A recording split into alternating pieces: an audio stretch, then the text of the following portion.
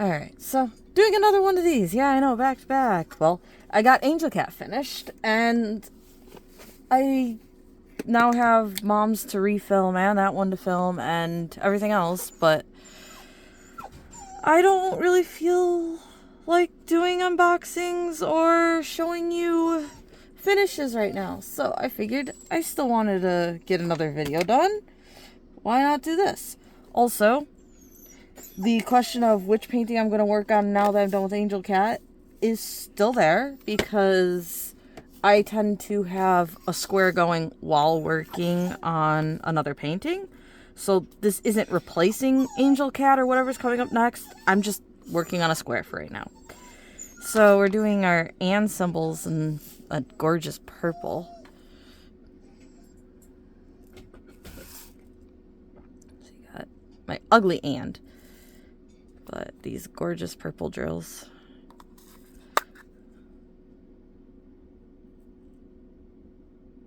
Hopefully that looks nice to you. My screen auto darkens and brightens. I normally didn't like that setting, but with my newer phone, that setting actually seems to have gotten better, and I like it. So, to me, it looked very dark, like you couldn't really see the color, but hopefully to you guys, you can see this gorgeous purple working with. So, we're doing a little bit of this. And then, sadly, my custom boats are failing. The tray stems, whatever you want to call them, are breaking off. You see that? That one's like 3 open. That one's 2 open. There's 2 open here. So that sucks. So I don't know if I want to message the seller and let him know or whatever and see if he has any ideas, but I don't know if I should just go with somebody else and see if I can find somebody else to make me them, because I really do like holding it this way with my lines going this way. I don't know why there isn't boats made that way. Like I said, I'm sorry about the puppy. She's really going crazy, and as I said in my last video, I cannot have her out of her kennel unless I'm outside with her. Like, I can't trust her outside alone. I can't have her out anywhere in the house because of her issues right now. I can't. So she's throwing a big fit, and sadly there's not really much I can do about it right now. I mean, I guess I could not film and just go for a walk, but I'm not sure if I will have time to film later. Like, I'll have time for a walk later, but I don't know if I'll have time to film later. So, doing this first.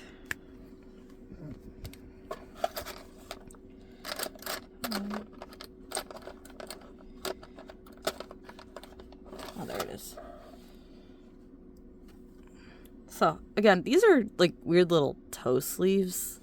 I cut the tip out to put them around my pin.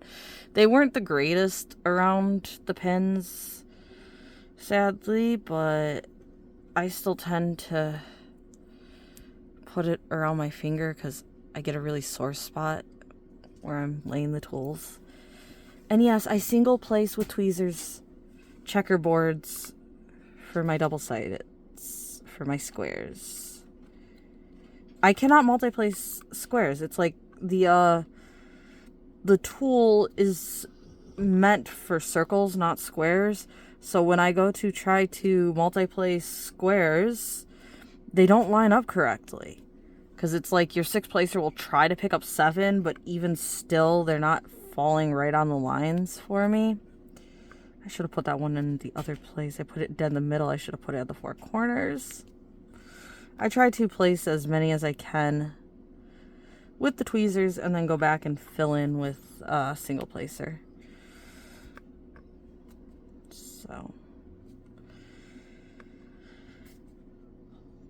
I don't know if I'm uploading this today or tomorrow. If I upload it today, hopefully your New Year's goes well. If I upload it tomorrow, hopefully your New Year's went well. I think that's the way to say it. It's the 31st right now.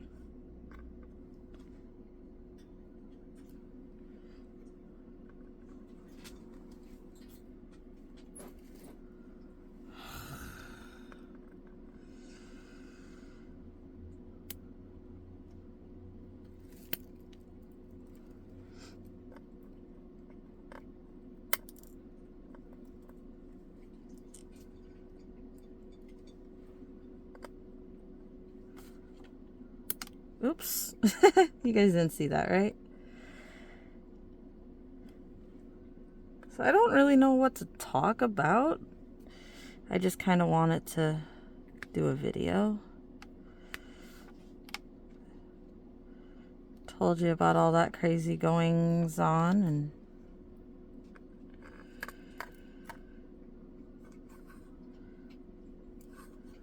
yeah, I don't really have any plans for New Year's.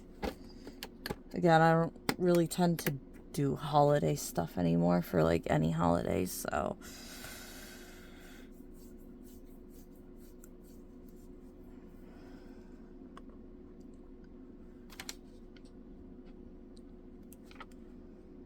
and yes, I'm jumping all over the canvas. Just wherever I see a purple patch, I'm going there. So it's been a really long time since I've worked on this canvas. I posted a random picture of the top corner here that I did in my community page. Who knows how long ago? Like I said, it's been a really long time. So, yep, it's my coral lady, and yes, I do believe she's slightly stretched, but I don't think the way she's stretched is really that noticeable that it bugs me or anything. It's this company that writes Timu and stuff in the model name, and they tend to sadly stretch their larger canvases. I like them, but I've had to send a few back because they were stretched from this company. So it's kind of one of those things, buy with the ability to return, be cautious. If you think that image isn't going to fit that size, don't order it, because they seem to kind of default to a stretched size. But that being said, I think this one is slightly stretched, but barely. Whereas this might have been the same company that I got one of the other stretched ones from in a video that I was extremely upset about because it was obviously stretched.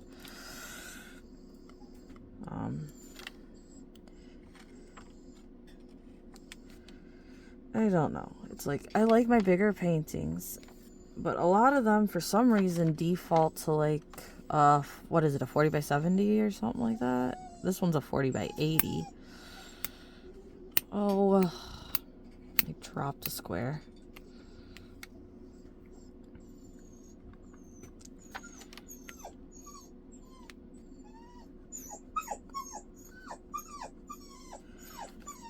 So once I'm done kind of single placing all of these ands, I go back and use the single placer and fill in the holes. Then I'll switch colors. I really did not understand how anybody could like diamond painting. Why is sticking one little drill on a canvas entertaining? And then more so, I couldn't understand why anybody would ever take the time to tweezer place drills.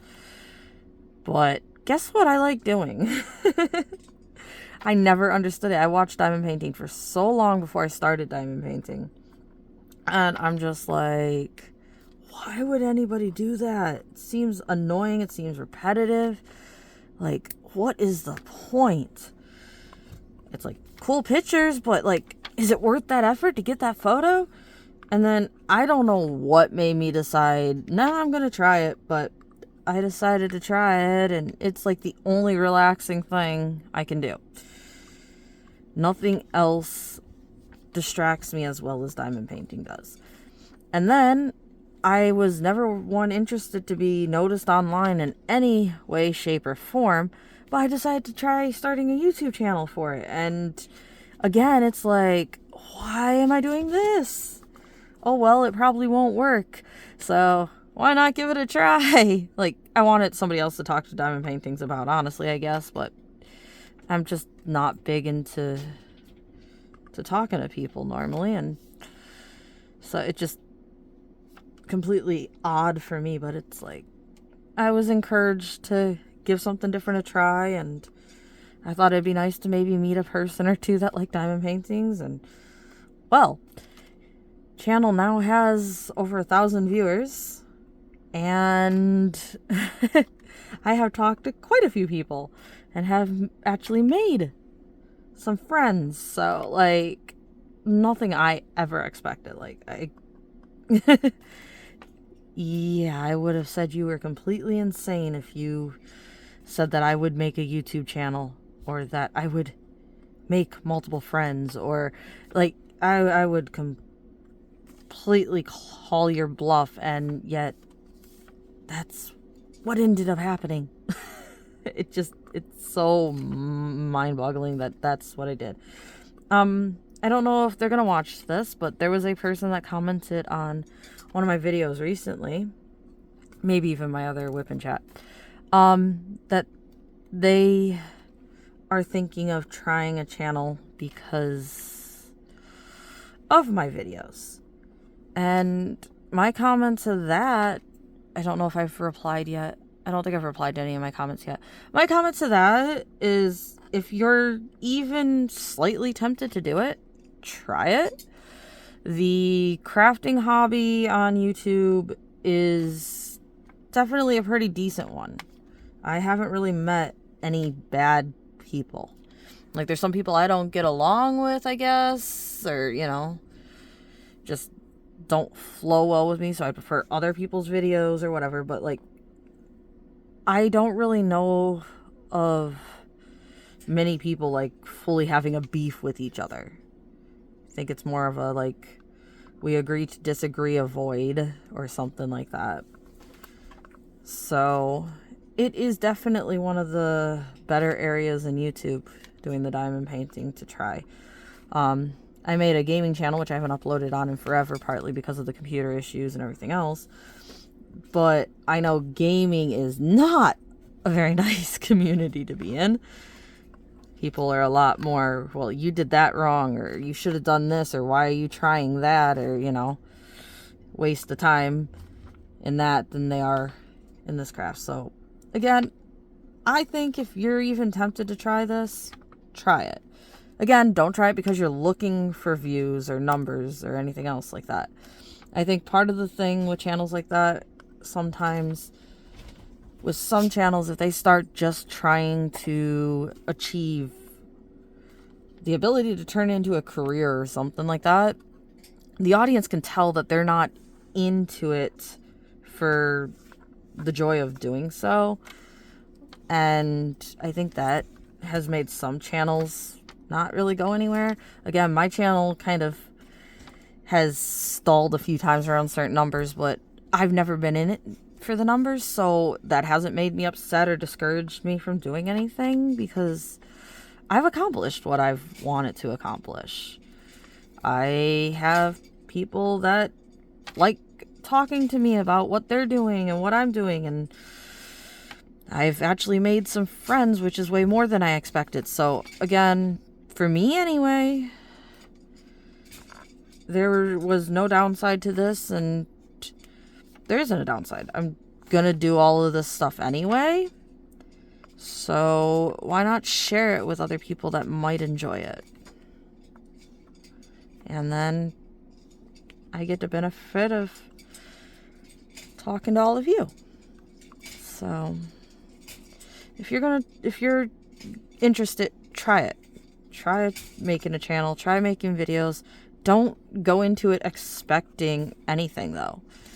Go into it just thinking, maybe one person will see this and enjoy it. Like, that's kind of the way you have to think about it. Otherwise, sometimes you get overwhelmed with it. Don't go into it with, like, all these schedules set in mind or anything, in my opinion, either. Like, sure, some channels work on schedules like that, and it works great for them. For me, I would hate the hobby if I put time limits and schedules on everything I do, or I feel like I have to do it. So don't let your channel end up taking over your interest in the hobby itself.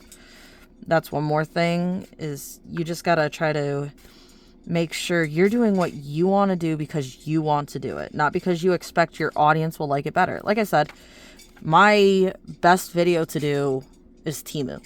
If I want it to do something for views and for making sure I get the most from my channel, I would only do Temu videos, because these WIP and chats don't do as well, and finishes do not do well either. And the funniest thing about that, I know I slightly talked about in the other one, is what I've been asked for the most out of anything is finishes. The most comments I've ever had asking for anything is, would like more finish videos. How about a finish video? Like, those are the comments that I see the most. And my reply is normally, I have a finished video for everything I finished. I'm not fast at diamond painting. I have slowed down at diamond painting. I don't know if it's just because of, life, or if it is that and doing YouTube, but I have definitely slowed down on how quickly I do diamond paintings. When I first started, I would sometimes do a 30 by 40 in a day or two. Like, I'm not kidding. I would just work on it nonstop and just sit there till it was done. And that's just not how I do it anymore. So, yeah, there's other people that have a lot more finishes than I do. But I'm going at the pace that works for me, which is, again, why I don't tend to really do events or participate in events or anything like that, is because if I take a year to get a painting done, I'm fine with it, because I'm enjoying working on it. Just like I don't need a finish, I don't need a time limit to it or anything. I just want to do what I do, and we'll get there when we get there. So yeah. If you hear the doof next to me cleaning himself, hey, Mr. Bulldozer Man. Hi. Last time I didn't really want them out while I was doing this, because they love to somehow find a way to trip on cords. It's like, how did you guys manage that? But this time I decided, okay, I'll let him out while I'm doing this. So he's out right now. But I don't know if it's just because of the puppy being amped up, and that's also making everybody else a little more amped up, or not. But one of my other girls, I had her out with him, and she is a more dominant dog. I am fully aware of that. And they kind of are aware of that too, and don't really test her. But she will growl at them and tell them, I'm sleeping here, this is mine, you can't have it, back off. And, they respect her and they back away. So I don't know, she was just growling again because her and her sister were on the couch, and then he wanted up on the couch with her, or with them, or just, to be on the couch. And she was kind of growling at him because she didn't want him there. And it's like, you know what? You guys are a little too amped up, too on edge. So I'm just going to put you guys back in your kennel for now, let him have some time out, and then I'll bring you guys out later with him or without him. And now he's whining because he's a whiny boy. And he got up off the couch and he walked over to the middle of the living room and started whining. I swear that is like his favorite thing to do. He's just a whiny bulldozer. And I call him a bulldozer because he plows through anything and everything and doesn't know he's doing it.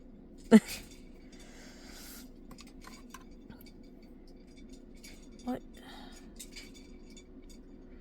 Sorry, there's something possibly weird going on with my computer still or something, or I just looked at my monitor barely out of the corner of my eye or something, and it just seemed like the screen changed or something weird happened there, so I got distracted. It's like, please don't tell me there's something else going on or something still going on or something, but like, I don't know, the screen just looked like it did something to me.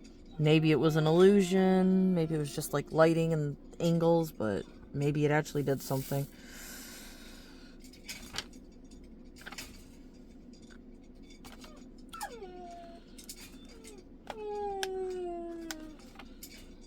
Come on, bud. Come on. What do you want? What do you want? He has food in his kennel, by the way. Because, like, I fed everybody and he was still laying on the couch and he never went and ate it. So, if he's hungry, he can go eat. It's technically his breakfast. And do I say breakfast weirdly? Because it sounds like it sounds wrong coming out of my mouth. Breakfast is how it's spelled, but is it said breakfast? And I gotta change this glue dot or something apparently. Let's see. So I'm just kind of pulling the glue dot out a bit. Should have a slightly different area. The glue dot is a surface area, so it should stick better. If not, then I can pull it fully out, or I can replace it, or I can switch pins.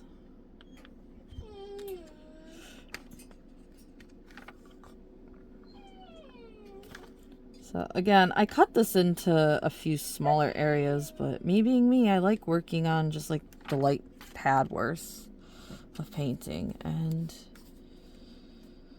I guess I could go a little into this, but this area was just like cut into a piece like that as is, so it is what it is. Yep, I don't think the glue dot's working with just that.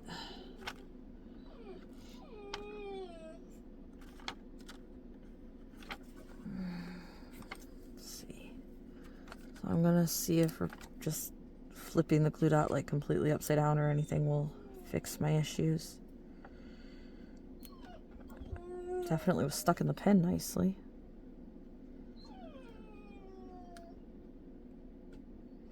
Okay, so glue dot is now flipped over in there, and we'll see how this works. Sorry about the background noise though. The reason I don't do a lot of these videos is because of the animals, partly, and then there's just like other things, like not sure if I'm gonna get distracted by something, not sure if I want to sit and just do a video without jumping up and running around like I always tend to do. While doing one thing, I always seem to be doing another, so that's why I don't do a lot of these. It's just because the animal background noise, it's like, you guys are gonna be annoyed hearing that the whole entire video, right? So do I even do a video when they're doing that? And like, that is just him. Like I said, that's not just like a right now thing. That is a him every day. And he will be sitting with you on the couch, jump down from the couch, turn around, look at you, and start whining. And then just jump right back up on the couch and lay next to you. It's like, well, why'd you jump down to whine at me if you just wanted back up on the couch to lay next to me? Like, what are you trying to accomplish? So yeah, that's why I don't tend to do a lot of these, is because it's like, you guys are not going to want to hear that. I'm not sure I want to hang out here this whole time talking. And am I sure there's not going to be any distractions? And so stuff like that is what keeps me from doing WIP and chats with you guys normally. And it's just like, I guess I kind of hit the area right now where it's like, I don't care if they're annoying in the background. If you don't like it, then I guess sorry you can't watch it, even if you would want to watch it. But like, I either film it as is or I don't. So right now I'm filming it as is, you know? And I'm sure some people do not want to put up with that while listening to me, so I'm sure some people stopped listening. Other people will put up with it but don't really want to, but they're interested in what I'm going to say anyway, so they'll just tolerate it. You know, it is what it is. Now the glue dot's working a little too well. But I just decided I wanted to do this, and if that means having to deal with annoying background and not as many people watching as could without the annoying background, then that's just kind of how it's gonna be.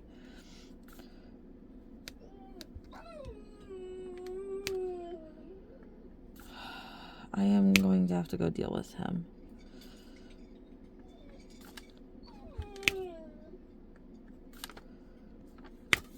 Oh wow, I missed this whole patch here that I could have done with the tweezers. Oh well.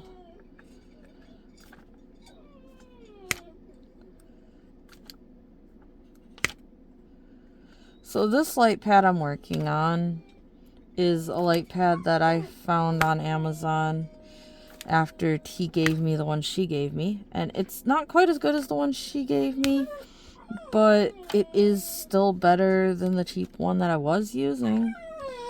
And it again adjusts with holding the button over time, not just like step 1, 2, or 3.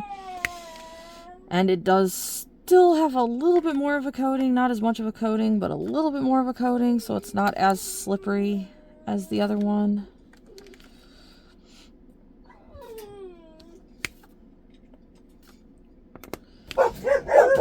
Oh boy, maybe he's whining at something else.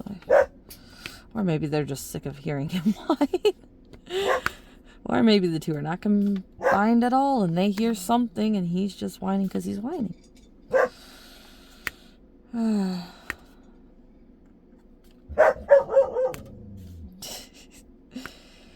So the one you hear there, she thinks she's a hound dog. She's not a hound dog. There's no hound in her. But she thinks she's a hound dog. She's the one that starts the choir. She's the one that turns her barks into howls and then gets everybody howling. She also has crazy anxiety. So, and I think it's like anxiety-driven pica, because she eats anything and everything. I've said before in some of my videos that like you literally have to watch her around everything or have her muzzled, otherwise she will eat anything and everything. She'll be laying on the couch next to you and just licking the couch like something spilled on it or something, and it could be a brand new blanket, it could be cleaned, it could be, and she just has to obsessively lick at something and then like start ripping it and eating it. She's a sweetheart, but she definitely has her issues, and like I said, I think most of it is anxiety driven. She was not treated well as a little puppy, and I don't know if it's just that or if it's that mixed with the breed, or maybe, you know, just some bad genetics with the parents or something. But she was one of those, I don't know if you'd call it a puppy mill puppy, but like that would be the easiest way to just put out a word there to explain it. She was, I'm assuming, born, raised, lived where I found her, where I got her from, whatever. But it was a shed with no windows, no lights, a little like, I think it was like a 42-inch style kennel thing, but it was, you know, made using more like dog run type wire or something, so it was like human height, but I feel like the floor size was only like my 42-inch kennel. And there was her brothers and her sisters all in that kennel. The floor in the kennel was covered in shit, and yeah, so no lights, no sounds, I'm guessing not a lot of interaction. And I got her as a pretty young puppy, but I guess just being possibly born into that, she just, even with me getting her at a quite a young age, she's just a scaredy cat, anxious, eats everything, and terrified of people, I mean, like, she's an Australian Shepherd, so they are known to be dogs that you have to socialize, otherwise they do not like strangers, and they get anxiety with strangers as it is. Like, an Australian Shepherd tends to need a lot of interaction as a little one, or they will develop stranger danger. And I got her during COVID, so like the interaction that she could have was, you know, only with neighbors and stuff. But even with neighbors and stuff trying to be friendly with her, she's terrified of them. She sees a person and she thinks they are going to kill her, and she runs for the hill. She hears a wind chime. She thinks it's going to kill her. She runs for the hill. Like, I need to use a no escape harness, which is like one of those harnesses that have a strap around the waist and then a strap further down the waist. Otherwise, she will manage to back out of any of it and run away. And when she starts running away while you're on a walk with her, that is like scary, because it's like, I know she's terrified of anything. Is she going to listen to me call her and calm down? She is not going to go up to anybody else. So yeah, that is quite spooky to have her get away. But I have a sister. I don't know if I've said that before or not. She was nice enough though and bought her the escape proof harness for me to walk her without having to worry. But because she's so afraid of everything, walking her normally is a drag, literally. And I don't like doing that very much, because it's like, how many people are going to see me literally dragging my dog down the street and then say I'm doing something wrong or I'm abusing the dog or something like that, because I'm trying to get it exercise. But it's so terrified of everything, and especially if a person, you know, is standing there, that I have to drag her. There is no other way to move her than to drag her. So it sucks because she's definitely obese, and I don't feed her a lot of food or anything like that, and it's just that I cannot get good exercise in her. And she is hyper. It's not that she isn't a hyper dog. Like, she'd love to play for quite a while, or, you know, but she's just so terrified of everything. The only place that would make sense for her would be like somebody that lives in the middle of nowhere with no houses, no cars, or anything around them. But then you also can't put her on a farm because she'll be terrified of everything else going on. So you'd have to have like a farmland that only wants one dog or something and doesn't have all the other animals. It just... I have some hard cases. I don't know why. I honestly feel like mixed breed dogs like this are just like getting worse genetics, and that a lot of it is like something to do with just like not being wired right anymore or something. Because my old dogs were great, and then it's like every dog I've met that is under a certain age seems to have a screw loose. And I'm guessing there's something going on there with genetics or something like that, that our mutts are finally just getting too mixed up or something.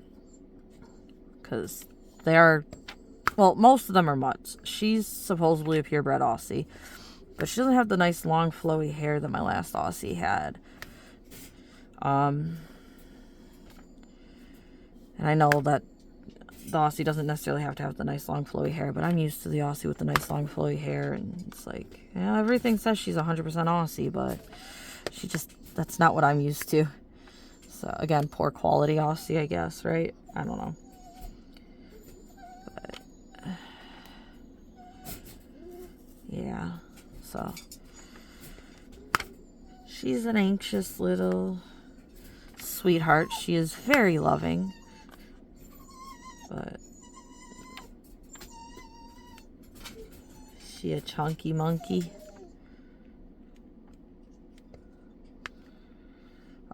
I recently tried to switch her food again to see if that does help any with her weight. I do get to still play fetch with her and stuff like that. It's just late at night, early morning when like nobody's out normally, and then if somebody randomly walks by or something like that, she's done. It's not, you can't reset her. It's just, I'm going in the house. I'm done. It's scary out here. There's somebody here, even if they, disappear. So you can't just reset her and say, they left. It's fine. Let's keep going. Nope. And she has finally gotten a little bit better with it, honestly.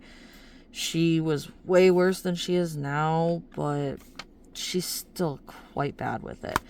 And then there was one time, and I absolutely loved this. It was just so crazy and different. I had her in the car when we went over to see my mom, and I didn't have her, no escape harness or anything. I literally just kind of threw a leash on her and threw her in the car because I figured we were just going to go pick something up. She could go along for the ride. And if you take more than one along for the ride, they kind of get chaotic. Which is funny because my other ones, I used to take 3 of them for a ride in the car, and they'd all just lay down and you'd almost not notice that they were all there. Sometimes I'd literally check, are my dogs still okay? Are they there? Did they get out of the car somehow? Because they were just so calm. But these guys, you take a few of them, they're gonna be chaotic. They don't just sit in their seats. They like to jump around and check out windows, and then so I tend to only take one, and then some of them like to bark or whine while they're going for a car ride. They love car rides, but they also like being noisy while they're doing so. So I just had her with because she was the one out of the kennel when we left or something like that. So she's like, all right, come on, let's go. Or she was the one that hadn't been out of her kennel yet, possibly. Whatever the case was, she ended up being the one that got to go for a little ride along. And when I got there, for some reason, I decided I wanted to take my sister's dog for a walk with her. And they go for a walk together. The only time I really can normally walk her is when my sister, my mom, my sister's dog, and everything else comes over and we all go for a huge pack walk. Then my sister tends to walk her for me, actually, and I tend to walk my sister's dog because that way I'm walking 2 dogs and my sister's only walking one that sometimes needs a little encouragement. Plus, it seems like my sister's way of encouraging her actually works better to get her to move than me trying. I'm just a different personality, and she likes me, but my personality for getting her to try to walk when she's trying to shut down, I can't re-engage her like my sister somehow manages to. Even trying to copy it, it's not quite me. So anyway, I was over there and decided I wanted to take the 2 of them for a walk. Just, again, me being random. Just went over there to grab an item. Didn't bring her correct leash or anything for walking, but it's I want to take them for a walk. So I took both of them for a walk. And it was so crazy because normally my sister's dog has to be kind of in the lead. But no, instead she let my girl be in the lead. And she was walking next to me letting my girl lead. It's that's surprising. And my girl, the scared one that won't walk, that has to be drug places, was leading. She was literally saying, okay, let's go. And it's what happened? Why is this going on? She's actually walking, and the other dog is letting her walk in the lead, and she's actually leading. She's not terrified of being drugged behind us. How? Why? What's going on? And so that was so nice to see, and I got a little bit of a nice walk in like that. And then a house had 3 dogs that charged the fence and started barking, and she started freaking out. She was trying to back out of the collar leash thing I had on her, pretty much managing to as well. I was trying to hold her. Meanwhile, I had my sister's dog on the leash, and my sister's dog decided, these guys are scaring her. I want to kill them. So she started kind of growling at the other dogs for scaring her friend. And again, my sister's dog does have some aggression issues. Normally she gets along fine with mine going for a walk, but she does have some aggression issues and everything. So she's not the most trustworthy dog to have around other dogs. And because of that, even though they walk so well that one time. She's kind of been in a mood lately because she's been a little sick where we don't trust her around the other dogs at all. So sadly, I haven't got to walk them together again. But yeah, she turned into like defensive big sister, starting to growl at these other dogs because they scared her friend that she was walking with. It was just like so nice the start of the walk that my scaredy cat was actually walking and that she was willing to lead and not just scared follow.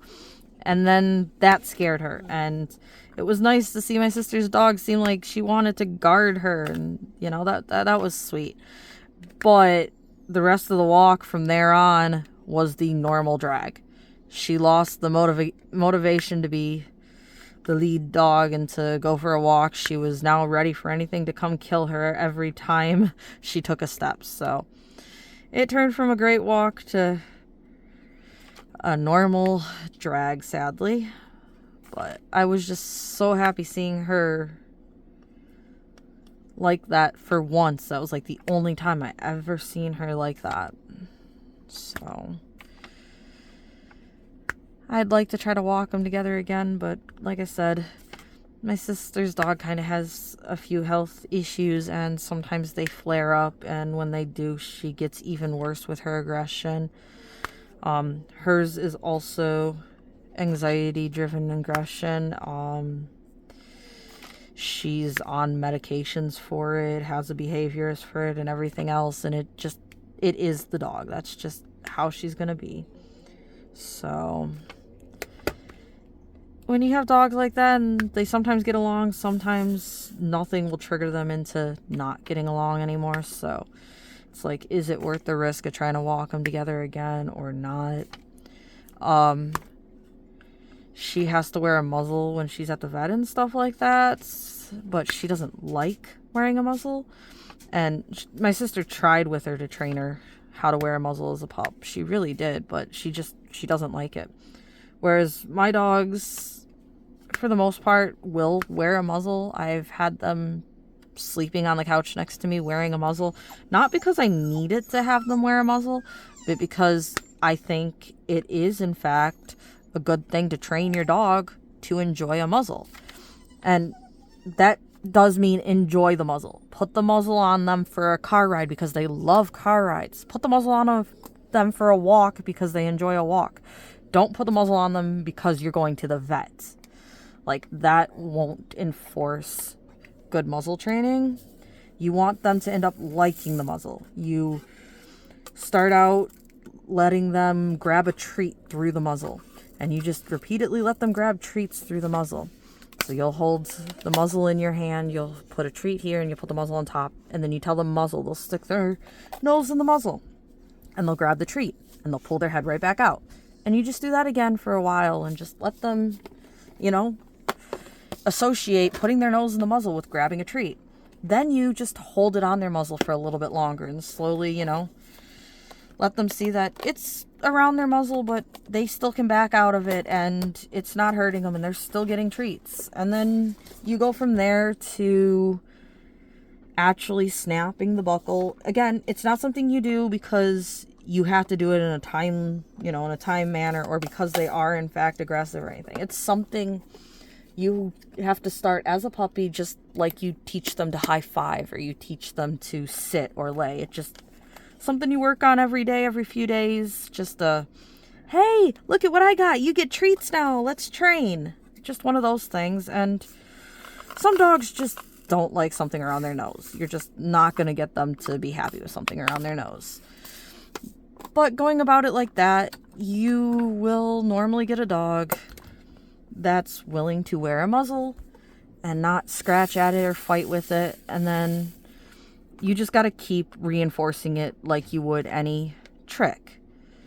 If you don't do it very often, you'll get rusty at it. But you just, randomly put a muzzle on them, let them have treats, let them sleep on the couch with you, or go for a car ride, or go for a walk with it, just to show them the muzzle's good things. It's not bad things. Now, if the dog is slightly aggressive and you do have to take it to the vet, Or if it gets injured and the injury is so painful that it's lashing out in aggression, well, the dog's not going to fight you to put the muzzle on.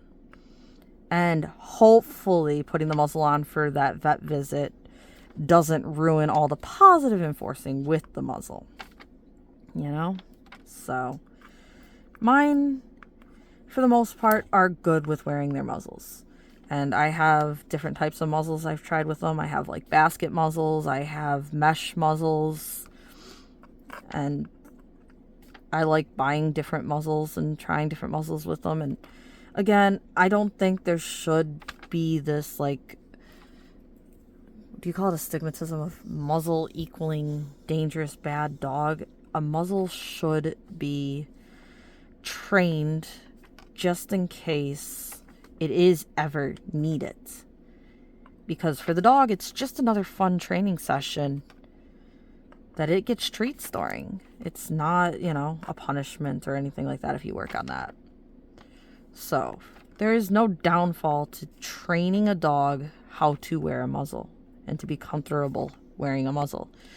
And then if you're introducing 2 dogs, you know for a fact the dog's not going to be worked up because it has the muzzle on or anything, but if something does happen, nobody's going to get bit. You know? And again, like I said, my dog doesn't like people, and neither of my girls like people. So if anybody were to come up to them that way, having the muzzle on is just that extra little, in case they won't actually bite a person, they'll just kind of hit a person. And like, that's way better of a result. And no, I didn't know that they were gonna both dislike people when they were puppies. Again, I just trained them to wear a muzzle because it was a good idea to train them to wear a muzzle. I actually used to have a muzzle laying right next to me on the couch, just like on the arm of the couch or on a shelf next to the couch or something. And I just randomly sometimes just grab the muzzle, look over at the dog and say, muzzle, just because it was there. And again, like I said, it's just the same as turning to him and just randomly asking him to give you a high five or to shake or to spin or to sit up or, you know, any of your other commands. To them, it's a task, and tasks actually help tire dogs out. Doing training with your dog, asking it to sit, to spin, to jump, to speak, actually wears energy out just like going for a walk does, because you're stimulating them mentally. And just going for a walk sometimes doesn't get that out of them because you're not stimulating them mentally. So, I'm sorry I blabbed on about that so much, but can you tell that it's something I honestly think should be looked at differently and reinforced more as just like a normal everyday thing? So, yeah. By the way, the cry little bulldozer's laying behind me again. And the puppy's playing with a bone in her cage, I can tell. They got some new bones for Christmas. I still haven't gave them to them though, but they got a box of bones as a gift for Christmas. And they got a box of bones from one of my friends for Christmas too. So they've gotten 2 boxes of bones. Granted, the 1 box of bones at this point has been chewed on pretty nicely because that was not really a Christmas gift. That was just I like the doggies, here's a gift for the doggies, make them happy, I think, you know. And they definitely appreciated that. They still have them, but they definitely are older used now. And they got another box of bones for Christmas. They got a box of bones for Christmas last year too. So ever since I was a kid, I've always had animals. Like, I was born with animals, I was raised with animals. We've always had animals. And for me, my Christmas gifts have focused around my animals, and more so as I've gotten older. Like when I was a kid, I liked my video games, but I also liked my animals, and it was like gifts for my animals and video games. Like those were my gifts when I was a kid. And then as I got slightly older, it's like, well, I don't really want this game or that game. Even though I still played video games, it's just kind of one or two games I wanted. I was, I guess a lot more picky on what I wanted or something. And then it's like, I still really like the animals and I still want, to get them stuff. So as I got older, gifts for my animals kind of became more of a thing than gifts for me. Like, I don't want a gift that is going to take up space that I'm not going to use. That's just like a waste. I don't want people to give me a gift that I don't like. So it's like kind of a waste. It's like, but if I ask you to give me some dog bones, and as long as, I can show you what type I'm talking about or anything like that, well, then they're obviously going to be used. Or you give the dog a ball to play with, although these dogs will destroy a ball, depending on what type it is. That was a gift that you couldn't really go wrong with, getting the pet something. Even if the pet did end up destroying it quickly, they enjoyed destroying it. And as a parrot owner, you kind of learn toys are bought to be destroyed. You don't buy a toy for it to live. That's not how it works. Because with birds, you buy them wood toys to destroy. And you'll spend $20 to $50 easy on a large parrot toy. And you'll look back in a few days and it'll be destroyed. Just like completely gone. They chewed it apart. All the wood's on the ground. You have to change the tray because it is covered in wood shavings. Like, that's a parrot. So if you kind of get used to that mindset and then you have dogs, it's like, well, I spent $10 on a toy. I got to play fetch with them once. They enjoyed it. And then they enjoyed deflating the toy and tearing a hole in it and making all the stuffing come out or whatever. It's like, well, we had our fun. And then again, it was a $10 toy that was just used once. And some ways you're like, that's a waste of money. I shouldn't get that type of toy again and stuff. But other ways it's like, they had a really enjoyable time. And, if you're going to spend just like $10 on a movie or something, you don't have more than lasting memories of it. $10 on a dog toy for them to play with once and destroy. Like I said, with a bird, you buy toys for them to destroy. I mean, it helps maintain their beak and stuff too. But that's what they do. They destroy things. And so any bird owner knows you're going to be spending money on toys. You're going to, like, I actually, because I don't have all that money to spend on toys, I tend to just like buy a 2x4 or something like that and cut it up into shapes for him. So he has the wood to chew on that way. And then I will buy him a few other toys, but I normally like to try to make my toys because it's so much cheaper to just go to like the hardware store or something and buy a toy. And then when there's bird shows, go buy some pieces for toys and put toys together. You keep the chain out of some of your old toys and then just restring toys up on it. And then my boy's a little bit easier because easier and harder at the same time. He likes soft wood. He's not really big into, like I said, I'll go grab 2x4s for him to use as toys. He's not very big into the hardwoods like that. He wants the softwood. He wants the yucca and stuff like that. And yucca is expensive. Or he likes cardboard. He loves cardboard. And even when it comes to food, he likes the soft food. He likes mashed potatoes. He likes cooked squash. He's not big on baby food, though. But he does like that baby food textured food. He loves bananas. Are they called lima beans? He loves those, too, when you cook them well done. And with those, you actually have to cook them well done because there's something in them that is actually toxic to the birds if they're not cooked well enough. So I don't tend to feed them to him very often anymore, even though he does like them, because the chance of there being something in there that can poison him, it's like, is it worth the risk?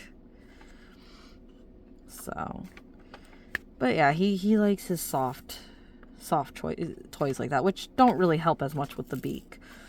But his beak still tends to be decent. I don't really think I've had to trim his beak. But it is a little bit longer than it probably should be. However, being as he's disabled, he uses the hook of his beak a lot more to wrap around the cage bars and stuff like that. So I let him get away with a longer beak than what they would normally suggest him having, I think. Like, no, the vet's never said that his beak's too long, or the pet shop we take him to get them cut or anything. It's never really said it's too long, it needs to be cut. But it isn't just the nice little point. It does have a little bit more of a hook to it so that it wraps around the bar easier. I actually have had his beak trimmed down once or twice, and I told them, don't trim it much. He uses it extra long like that. Don't trim it much. One time they did trim it a little too much, and it looked like a normal beak, just like a nice straight point. And he couldn't use it to hang onto the bars as well like he used to. He actually fell a few times, and I felt so bad. I'm like, I should have never asked them to trim it. Like, I felt so horrible that he could not wrap his beak around the bars anymore until it grew back out, or till he kind of adjusted to the fact that he couldn't do it the same way. It's just like his one nail. He only has 2 nails, by the way. He has only 1 foot and only 2 nails on it. His one nail, though, is what you would call pretty long. It's not like wrapping into his foot or, anything like that, but you would call it pretty long. It's not a nice straight little nail. However, again, he literally will hook that curve of that nail like this around the bar and just hang from that one toenail. So if you cut it too much, you hinder his ability to move. So, I mean, like, he'll still take his little peg leg, and he'll hook his elbow. I can't really show you my elbow. He'll hook his elbow around the bar, too, to hang from his little peg leg. But he doesn't have claws to wrap around it.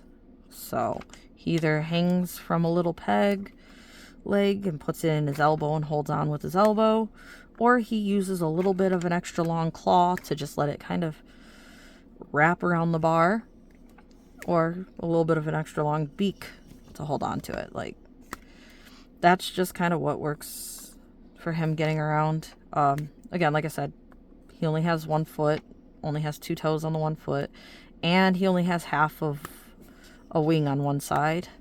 So he can't fly, and he can't crawl around really well. He uses the bars, and those little extra length tends to help him use the bars better to get around. So he's a disabled little boy, and I think, again, a big reason is because of those issues. He is covered in arthritis already. He's not that old, but he is covered in arthritis because of using his joints differently than they were meant to be used. And he doesn't like to come out of his cage, and I think a lot of that is because hobbling on the ground, not having bars to grab onto with his beak and then, lock his leg in and then grab on with his beak, and just having to hobble on the ground doesn't feel very good to him, I'm guessing, is a nice part of why he doesn't like to come out of his cage. So, it kind of sucks, but I still can stand at his cage and give him lovin's, and if that's, how he feels more comfortable, then that's how he gets to be. But like I said, he's not a very old boy. I think he's maybe around, what? How old is he? Alright, so he's 15 to 20 now, I think. I got him as a baby, So I've had him his whole life. I'm just horrible with dates. But I think he's around 15 to 20 now. Which, he's an African Grey. So when they're supposed to live into their 50s, he's still a young boy. But, like I said, he has a lot of issues. He's covered in arthritis already. So I don't know how that will affect all of that. But the reason I got a parrot is kind of like what Bling's talking about with her ferrets, about every time one of them passes away, the pain of losing your animal.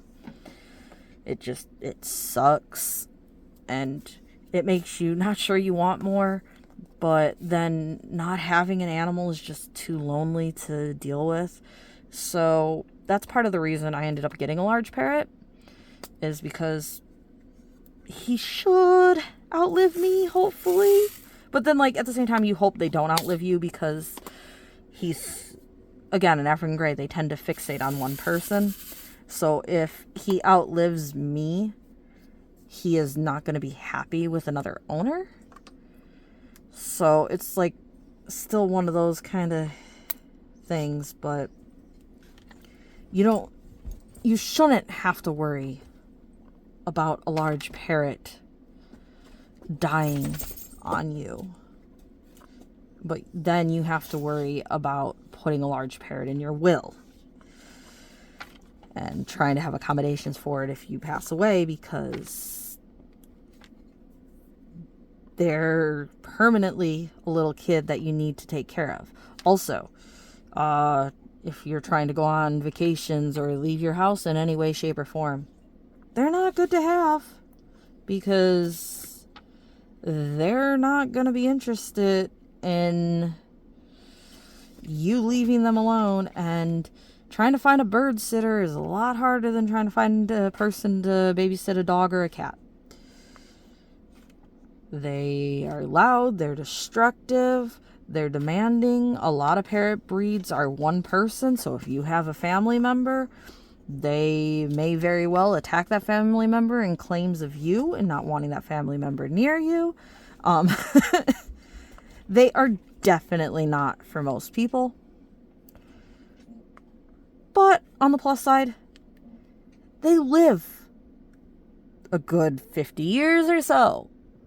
So if you're willing to devote your life to your parrot, and that's what you want out of life, then they're a good pet.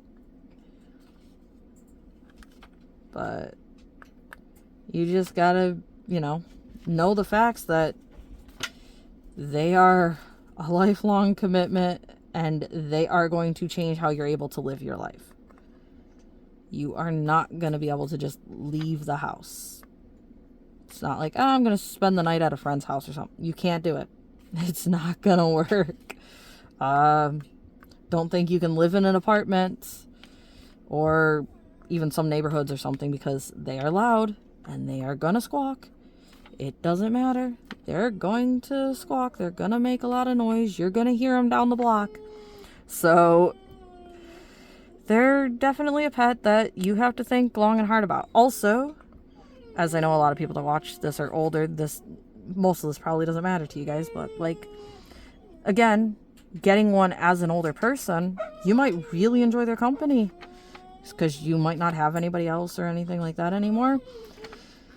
And you might not really want another human companion if you had one and lost one or something. But again, if you're getting a parrot, you have to have kids or something that know the bird, that you can try to get the bird to like, that you can leave the bird to, because you're talking about a bird that should last 50, 80 years. Like, some of those macaws last 80 years, you're talking about needing to put this bird somewhere. It is a kid that is never going to grow up, never going to leave the nest, and you need to make accommodations for it. So getting a parrot when you're younger is nice if you know you want one, but again, that comes with a lot of ruining of ability to live a life. Alright, sorry about the interruption. I have no idea where I left off. Or if I was able to finish my sentence or not. So, yeah. Anyway, I'm sorry. I did go on to another like tangent about animals again because you can't tell. I like my animals. Like my kitty cat deciding that the blankie that Bling made is his blankie and he enjoys it. That was a nice thing in my opinion. It's not like, oh no, my cat's stealing my blankie. That was supposed to be my gift. It's more like, oh, look at the cat. He likes the blanket. Okay, you can have it. I'm happy. You know? Like, I'm guessing most of you guys kind of get that. Like, if you're animal owners, you definitely get that with the animals. But if you're parents even, I'm sure some of you guys can understand something that makes your kid happy makes you happy, right? Like, that's how I am with my animals, which is why, like I said, Christmas presents for them. And actually, I was going to go somewhere different with that comment. So as I was saying, as I was getting older, my presents tended to move from games and stuff to animal stuff because it's something I need. It's something that is useful. That's not going to just like take up space or be something I don't like or anything. And one time, and yes, Mom, I still remember this one if you're watching the video. My mom got me some gorgeous plants for my snake's cage. I had a cage with garter snakes and a ribbon snake. And she got me these gorgeous, lush plants to put in there for them to slither in and hide in and stuff like that. So I had this huge box under the Christmas tree that was fake plants for my snakes to crawl in. And I don't remember what else I got that year. I have no idea what other gifts I got. I'm sure I got more gifts. But the only thing I remember is those gorgeous fake plants in my snake tank and how nice they looked in my snake tank and watching my snakes slither up through the top of them and kind of like they were so dense that the snakes could just like lay in them. So yeah, I don't remember if I got anything else with that or what I got, but I remember that. So that I guess means that was the best gift I got that year, even if it wasn't the most expensive or the most thoughtful. It's what stood out to me the most. So, yep. Normally, if I get a gift or if I'm asked what gift I want, I tend to pick something for the animals. Or a gift card to know for a fact I can get whatever I want to get. Like, my sister gave me a small gift card for Steam to buy some games. And she's the one that gave the dogs a box of treats. Or treats. A box of bones. I think it might be the same box of bones that she gave him last year. So, nice gifts. And then my mom gave me some shoes that I like. So, and some money to buy something I want to buy with. And part of what I bought was Chinese. Again, thanks, Bling. I was talking to her and she said she was thinking of ordering Chinese. It's like, oh, Chinese sounds good. Is it worth paying for it? Well, I got some Christmas money left and okay, fine. And I got some Chinese. So, yeah, it's something else I got for Christmas technically. And then, of course, you guys saw the blanket that I got. And I told you that T gave me that light board in one video, even though I didn't really make a video for it. She bought it off of my wish list for me. And I was honestly going to make a video about it. And then I just started using it. I figured telling you guys how the controls work. And I didn't really know all the controls at first would be beneficial. And then because I was using it and I just went from painting, to painting with it, and I just like never actually got a video out on it. Never made a video on it. But I did show it in a video, and again, I'm talking about it now, and I know I've talked about it in a few other videos, so yeah. And then like Bling talked about with the horror dolls that she bought me a while ago. And then, of course, I have the all diamond seahorse that I got to try working on from that. And I got the diamond art clubs from T and from Tita. And I'm still working on the landscape from T, or still have that one to work on before I go to another one. I really think I only want one diamond art club going at a time, though, because of how large they are. And by large, I mean width and length. I don't care how long a canvas is. If it's like a 40 by a 200, then it still fits in this little area. That doesn't really matter. But when it's wide and long, so I can't roll it up in either direction and have it fit in like the area of a 40, it's a little bit harder to work on. Not saying I don't like it. I do like the large canvases, and I'm not saying I don't want a canvas that large. I'm just saying that for me, the best size is 40 by anything, or maybe like a 45, 50 at the absolute most. Once it gets over 50, it just does not fit well on the desk here, because do I want to try to move the camera to show you? Well, anyway, this is a 40. It's on the edge of the desk right here, and then on this side, you can't see over here, I have enough room for my tray to sit, and that's like about it. So if this was a 45, I might be able to sit my tray sideways. If it's a 50, I cannot set anything on my desk next to my painting. So, again, not saying I don't like them, just saying because they are so wide like that and they take up so much room on my desk. And then I store my canvases that I'm working on normally on a light pad, just as is. I leave the stand standing in this position too, because this is the position I like it standing in. I don't put my stand down. I like having it pre-set up like this, and I literally will just pick this whole thing up, sit it on top of the bookshelf, and pull it back down. Well, 2 of these, in about this size, a little bit bigger, will fit on top of the bookshelf next to each other just fine.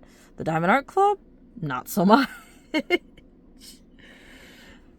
And again, that's not saying that it's a bad thing. I do still really enjoy the pictures, and the larger size means more detail, and I really want to see all of them that I was gifted done. But I'm just saying that one Diamond Art Club at a time to have to sit somewhere separately because of the space it takes up. And yeah, I could maybe fully roll them up and store them that way, but if I put away my paintings while I work on them, I probably won't pull them back out again, honestly. So if I leave them sat up and I can just grab them and work on them again, that's what works best for me. And again, yeah, I could flatten this board and stack a few on top of each other, and then that would also help, but I just like having my angle set. And I know I could also mark the stand, so I always put it back to the same angle. Like, there's ways around it. What I'm doing is not the most efficient way to store my paintings, but it's what I like to do, which is also why I said I like having multiple light boards, and why at one point I was saying I wanted a few other light boards, because I want to not remove my painting from my light board. I mean, like with the Angel Cat, you saw me moving the whole picture on the light pad, because I was just doing the whole bottom of it, including the piece that was off of the light pad. But normally I will stick it to the light pad in a place, and that is its place until I finish that area. And I don't like to even change that, so I don't like to take these clips off to use on a different painting or anything else. I want it literally like this. Like if you had a project and you were only working on one and you left this sitting on a desk and you went to that desk every time to work on this, that's what I want. But I do pick it up and put it on a bookshelf because I use my desk for other things or for other paintings in between. So for me, having 2 paintings going at the same time and a Diamond Art Club is probably the best. But as you guys know, I have a lot more than that going now, and I do have to sadly remove them from light pads. I did get a few more light pads, and I am liking these newer light pads, so I haven't really used the old ones again, but now I do have the old ones. So again, I have the one T gave me, which is probably the best one I have. And then I have this one, which I don't know if it's still the case, but when I bought this one, It was on sale for 50% off. So it was like a $10 light pad at that point or something like that with the $50 off coupon. And you could buy one of each color with the 50% off. So I got a black and a green, and my mom got a white. I think that leaves the only color I could have bought as a pink or something like that. So I could have maybe got another one, but I didn't. But yeah, now I have one larger light pad, which is what the Diamond Art Club got moved to, even though I can't watch anything on my computer. You see my computer screen up there.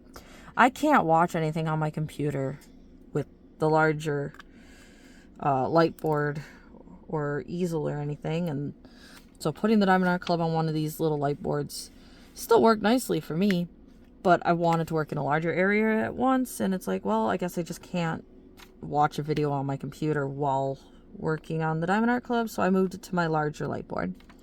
So I have that larger light board, and then this, I have two of these that are just like the crappy one with the black on the black rim on one side. I have the one T gave me, and I have two of these that I got for 50% off. So I technically have 5 little light boards now. Little. They're like 30 by 40-ish size, right? Well, not quite 30 by 40, but 30 by something. And then I have one larger one, which would like fit the 40. Again, sorry, I don't really know light pad sizes. I just know that the little board, like what I'm using right now, will normally fit about not a true 30, but like the painting they call a 30 by 40 will fit that whole painting this way. And then, of course, not this way, so you'll have to do like about half of it, a little bit more than half, then move it up and do the other half. So it's not a 30 by 40, it's more like a 30 by 20 light pad, and then like a 40 by 30 or something like that light pad. I'm not sure. I don't know measurements for the light pads, sorry. But as I said, I'd love to find, which I don't think it exists, a light pad that is just like this wide and longer.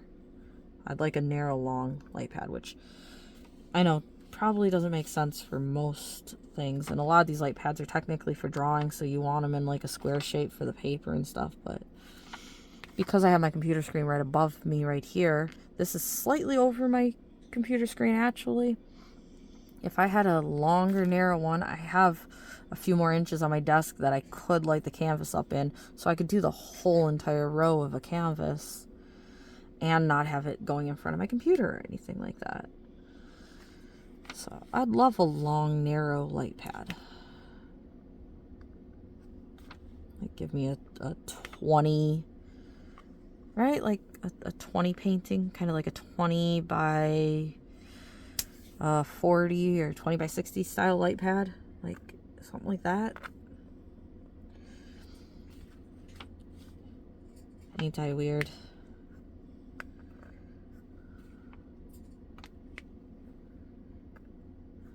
But yeah, also I don't know if you can tell my throat's starting to complain about me talking. So I probably should stop, and I should probably get some breakfast. I gave the dog some, but again, I didn't get myself some. That is me, though. I don't like feeding myself because I don't feel like dealing with making a plate or cooking something or anything, and I don't tend to really feel hungry, so I don't have that incentive. I do eat. It's not that I don't eat. It takes a little bit more for me to do so. So I've been up how many hours before I finally decide to eat something, you know? It's like, see. I don't know how long I've been up because I don't know when I woke up. Which I could look at a text, but I use my phone to record, so. Oops. Lost the drill again.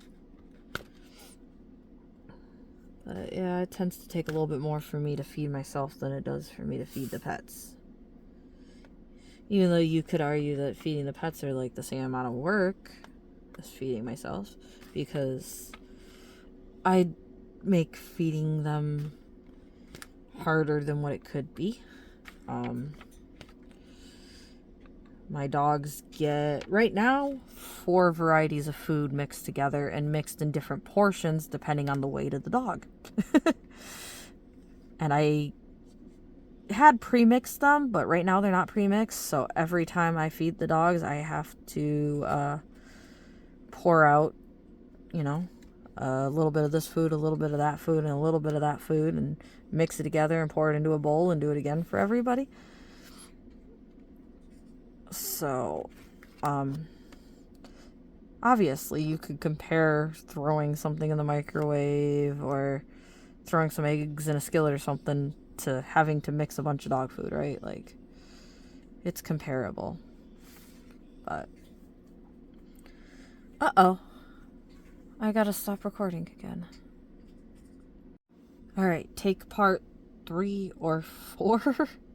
And again, this is why I tend to not do WIP in chats. I think I was talking about how I measure out dog food and how that's not really any harder than feeding myself, but the care to do that for the animals is greater than the care for doing that for myself, because it's just like, ugh. And that I don't tend to really get hungry, so it's not like I have a growly tummy normally to tell me, go eat, but I do still eat. I just take longer to do so. I think that's what I was saying before I had to stop that video. I don't know. And of course now this is multiple videos and I don't know if I just like string them all together as is, or if I should, watch the ends of each one and try to make it make sense.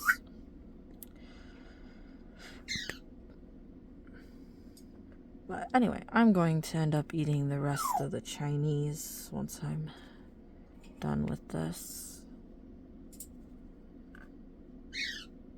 So, yeah.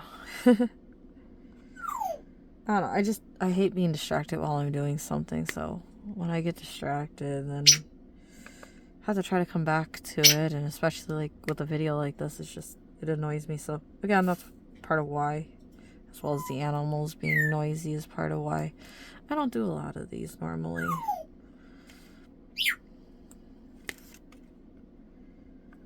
I know some of you guys do like these.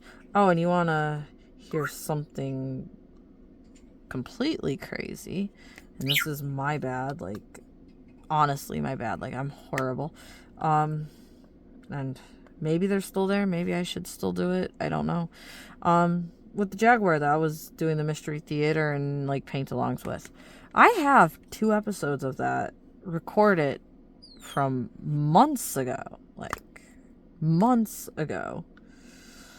before Thanksgiving for sure, because it was before anything started happening with my computer or anything like that. And I never edit and put them up, but I recorded them. So I still have 2 quite old videos listening to Mystery Theater episodes with you guys that I never put up. And I might still have them, or I might have lost those videos completely. Which just like sucks, because I know some of you guys enjoyed those as well. And I haven't done another one since. I had those 2 to edit and stuff like that and didn't. I haven't done another since, so that canvas is still sitting there unfinished. Actually, at this point, I think I might have lost the drills for it again, too. Or it's in one of these cases, and I don't know that's the drills that go to it, because, of course, me, yay, brain, it's like, I know which painting these goes to. I don't have to put the name of the painting on the drills. So, yeah, I have cases of drills, and I'm like, wait, who does this go to again? Because I haven't worked on it in a little while, and I didn't put which painting it was on it. Actually, no. Okay, the Jaguar is in my book.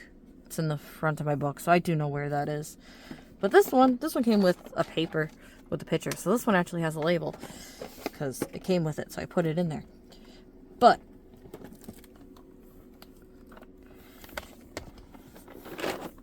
this one. This is the seahorse that Bling gave me. The all crystal seahorse I gotta work on. Wanna work on. That I decided to kit up, but I haven't actually started on. Again, I don't have anything telling me what it is, although I do have a bag of its drills here, so I could match that number to the canvas, so at least I have that for that one. This one's Angel Cat that we just did. There is no indicator what canvas this goes to whatsoever. Let's see. Yeah, I have, what, 4 other cases of drills or something down there, and I don't think there's a label in any of them. So, what painting is which? Yawning. I just woke up, but I'm tired still. Yay. Or again. I don't know, but yeah. So, yay me, right? I don't know why my brain's just like, oh, I know which painting is which. I don't need to worry about listing it. I'm working on the painting anyway, so I guess that's kind of how it started, is the fact that I was just working on a painting or two, so it was really easy to keep track of which case was which, and then I started working on more paintings, and yet kept my old system of not labeling which case had what paintings drills. And now I got quite a bit more paintings going, and I'm not working on all of them all the time, and so now my brain's getting a little foggy about which one was in which case and stuff like that. So I guess that's something I gotta do differently when I kit up paintings, is because I now do have so many going and have so many cases of drills next to me that I need to label which painting drills goes to. It's not hard, and it will definitely make it easier to not be like, wait, do I have those drills? Which container was I working out of for that? It would definitely make it easier than having to go through that. So, note to self, start labeling which painting is in your container.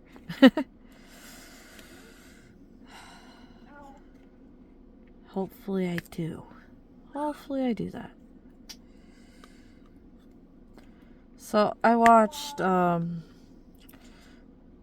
pretty nice movie last night. I mean, I think it was a 2015 movie, yet I had never seen it, and it had one of the actors I liked in it. It's like, how have I never seen this when it has that actor in it?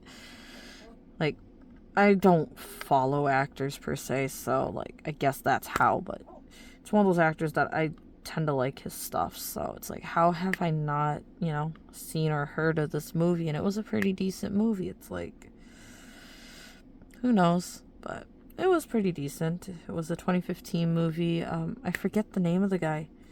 I'm horrible with names, so of course I forget the name of the guy. Anybody that like knows me real well, the way I tend to put it is he's one of the 3 guys, because there's these 3 guys that I watched a lot of movies from, and he's one of the 3. He's the one that's not bald. Like, good luck figuring out who I'm talking about with that description, but that's the way my brain works. I am literally one of those people that don't ask you for an object by name. I ask you for the object that's sitting with the thing next to the thing on the stand. Good luck figuring out what the hell I'm talking about. But that's how my brain works. That's what I want, is I want the object that's next to the thing that's sitting on the stand. Or next to the thing that's next to the other thing that's sitting on the stand. Like, that is how I structure my sentences. That's how I ask for stuff. And again, I said it before, I'm autistic, and that is just how my brain works, and it doesn't like retaining names of things or people or anything like that. And I was watching a video or something earlier, and they were talking about how so I don't like repeating myself. I've never liked repeating myself, and it gets me kind of angry. And they were talking about in the video that sometimes the reason that we can get angry is because not necessarily repeating ourselves, but because we feel like what we said wasn't understood.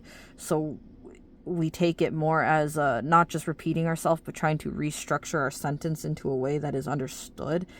And our brains don't comprehend another way to restructure the sentence. So we get kind of angry and annoyed, like, how am I supposed to get through what I'm trying to get through? Because apparently I didn't get it through, but I don't know how to say it any other way. So apparently, I guess that's kind of like a common thing. It's actually kind of interesting. I've known that I was autistic since I was a kid. My mom's known even before that. My mom, when I was in like preschool, elementary school, like when I first started school or whatever, she kept telling them that, you know, something was up with me and I should get tested or something like that. And they didn't listen to her for a while. But I still was diagnosed autistic, lower elementary school grades. I'm sure I was already diagnosed autistic before 4th grade, so it's like something I've known I've had forever. But I kind of more recently started kind of watching videos and like reading stuff and like that on it, and it's kind of surprising, some of the stuff. It's like, oh, so that's a autistic thing, not just a me thing, huh? Because I will also say to certain things, I don't know if it's like the autism speaking or if that's just me speaking, you know, like the autism is me though, but you get what I'm saying, or hopefully you get what I'm saying. And yet I've watched some videos lately and started watching some people and saying stuff like that. And I think I also have like an ADHD or something like that too, and used to not be able to get diagnosed with both. You either had one or the other, but I swear I have both. It seems like it makes the most sense. But where was I going with that? Anyway, I've been watching some videos on it, and it's actually interesting, some of the stuff they point out that's like, oh, so that makes sense. That's why I do that, or why I think that way. Like, so, like, that isn't uncommon, or that's just kind of like, now that you tell me, it makes complete sense. Before you told me, I didn't understand why. I just like repeating myself. It's just like, I didn't like repeating myself. I hated it. And I didn't know why I hated repeating myself. I didn't know why I got so angry at people when I had to repeat what I just said to them. I really didn't know why.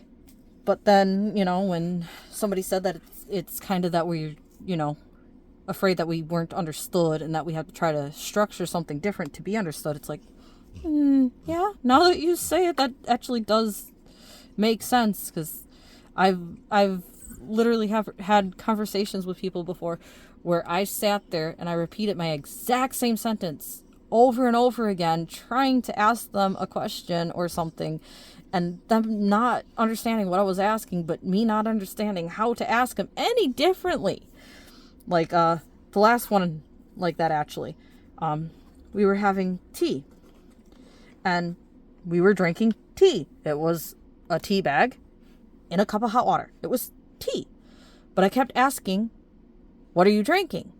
And I kept getting the answer, tea. It's like, I know it's tea, but what are you drinking? Tea. But yes, I know it's tea. What are you drinking? You know, it's like, at that point, my brain didn't come up with, what flavor tea are you drinking? My brain's just like, what are you drinking? I know what you're drinking is tea, but what is it? So I literally just, like, had to have been a good, like, 10-minute conversation of, what are you drinking? No, I wanted to know what you were drinking. Never mind if you're not going to answer me. Where all of it could have just been simplified if I said, what flavor tea is it? But no, of course my brain didn't want to come up with, what flavor tea is it? So, yeah. I think, you know, some of that, like, I can understand. Or like, how I am with touch.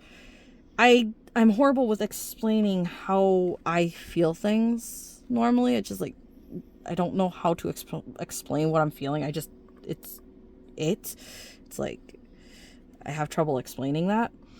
And so I read this one person's comment on like how they feel when somebody touches them and why they dislike touch. And it's like, holy crap, you explained that exactly right. That is totally what it was. Again, I don't remember what they said now.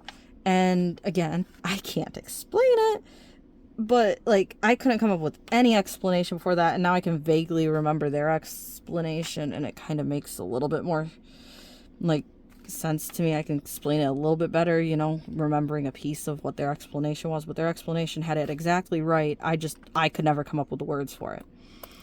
And if any of you are curious, it's I don't like people touching me, and a big reason for that is because it doesn't go away. The feeling stays, it lingers.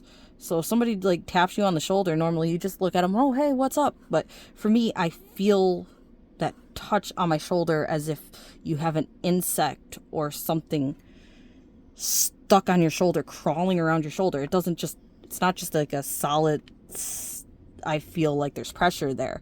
It's like this sensation that travels like a bug or something crawling over you. So that's why I don't like touch, is because it lingers, it stays. Like, I could have said hi and bye to the person and left, and I still feel that feeling like something's on me that I can't get off of me.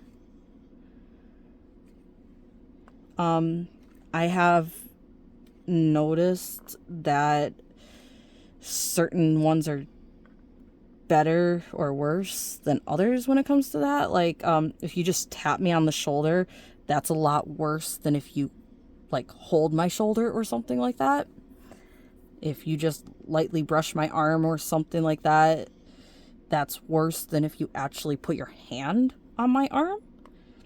But no matter what, I get this, you know, like feeling that doesn't just go away when the object goes away. So it's kind of like you have an invisible bug crawling around your skin. And again, that's kind of my wording of what the person worded that I read. But I couldn't describe that at all like that until I had read their description of it. And when I read that, it's like, that is exactly why I don't like it. That's exactly true. So it's just kind of interesting. And then like, there's other things you just like kind of learn to do that you don't really think about the fact that you're doing, and just like reading some of those things and that you're actually doing something is, I've found it very interesting reading some of those or watching some of those videos about it, like masking and stuff like that. Or like I watched one person, she does shorts, she has ADHD though, and one of her videos I watched last night or something said that like she's always smiling, and the other person, which I think is like her husband or something that she has act with her in her little shorts, you know, says like, you're always so happy, and she's like, oh no, I'm not really that happy, I'm just like dying inside, but I'm afraid to show that, so therefore I'm always smiling. And it's like, yeah, yeah, that's about me. Like, everybody always says I have such a nice smile, and it's so nice to see me, you know, smiling and stuff like that when I'm talking to somebody or anything at a store or anything like that. And it's like, oh, you don't know how bad my whole body is shaking right now underneath the smile, and how, you know, I just want to get out of the situation. But no, hi, yeah, I'm happy, how are you? You know, like, so some of those things, it's just like, you know, I never thought about them, and I've always done them, and it's just like, some of those videos have pointed out some of those things, and it's like, oh, yeah, that makes sense. So that's why I do that. It's like, I never knew why I was smiling in public. And, you know, why I'm always, like, smiling and seeming happy, even though I don't want to be there, and I'm, like, having an anxiety attack. And it's like, yeah, okay, so it's just trying to look more like a normal human. Got it. You know? So, yepers. I actually had that happen when I was at the computer store to pick up my computer. There was this sweet old guy that came behind me in line and started talking to me, and I didn't mind talking to him. Like, we had a nice conversation, but still, he was a stranger. I was in a building with a bunch of people around me. I was worried about if my computer was actually going to be fixed or not, and like brain overload, just like complete brain overload. But like, and sometimes talking to random people like that kind of helps distract me. Other times it's just something else that's like added on to the brain overload. But I can't handle a conversation with more than one person at a time, even if it is two people that I really enjoy. I don't tend to be able to handle a conversation more than one-on-one. Otherwise, I feel like I can't say something where I'm interrupting somebody or somebody's interrupting me, or I can't do it. Like, I can, but it's not something I enjoy and something I try to avoid at all costs. But anyway, I was talking to this older guy, and he called himself older. He called himself an old guy. I think he said he was in his 80s, basically, or something like that. He said all of his children were in their 50s or something, I believe. And we were just, like, talking a little bit about stuff. Some of it was about Thanksgiving or Christmas dinner or something. It would have been Christmas dinner. Some of it was just about, waiting for the computer or tech ability or anything. And, like, it wasn't a bad conversation or anything. And at one point he, kind of commented about how, happy and smiley it was. It's like, no. And he said, well, maybe he's just naive, or it's like, no, it's just masking. It's just something I do. I'm just acting happy because I'm panicking like crazy. It's like one of the analogies that you can sometimes see is like a duck. Like, it's calm on the surface and paddling like hell underneath.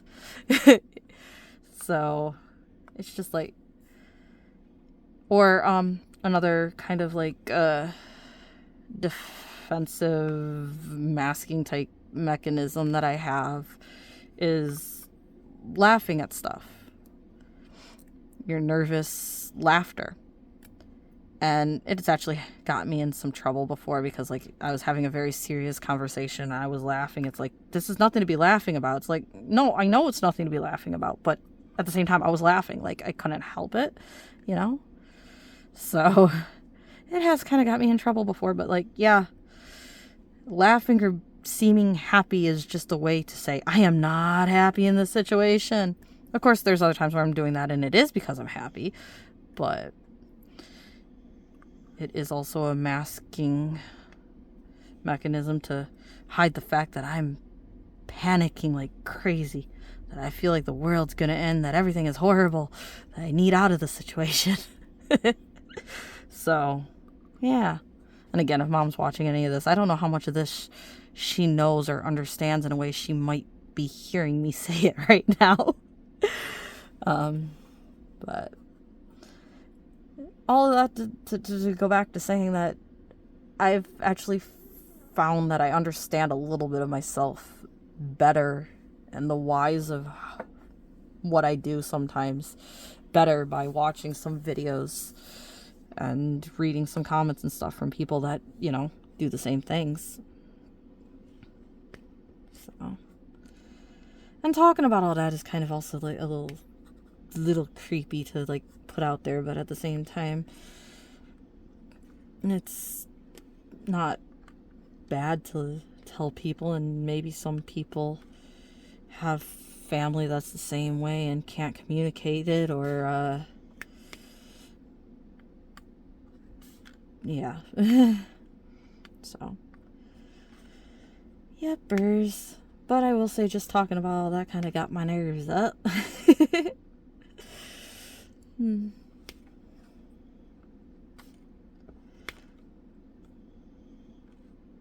So anyway, I am working on M's right now. I did slashes and ands.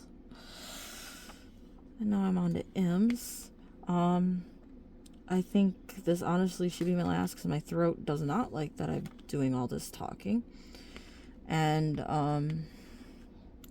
again, I do need to decide what I want to do for my next canvas because the square does not count. The square to me is always a side running canvas. It's like I always have a square to change things up. I'll do a little, a little bit on a square and then go back to rounds. I do want to try getting a Diamond Art Club square and try a good quality square, because like this is not a bad quality square by any means. It really isn't. They do fit snugly together, not like super snug. I don't really still get a satisfying click from putting this one in here, but it fits right in there and it doesn't have much wiggle room, so it does stand up straight. So this is a pretty decent quality square.